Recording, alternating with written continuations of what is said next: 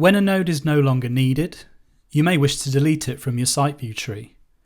To do this, visit the site view screen and use the tree to navigate to the node you'd like to delete. By either right-clicking or selecting the triple dots, we'll open the node context menu. From here, choose Delete, and you'll be presented with a dialog to confirm your action. Hit delete, and that node is removed from your tree.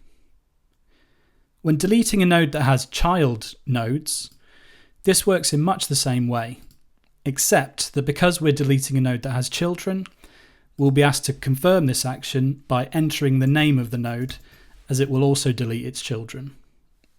When I hit delete, you'll see my node is removed along with its children, and that's done. Now in both cases, I've deleted the nodes, but not the entries that were attached to them.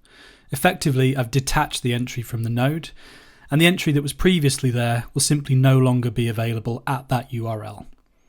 And there you go. That's deleting a node in Contensis.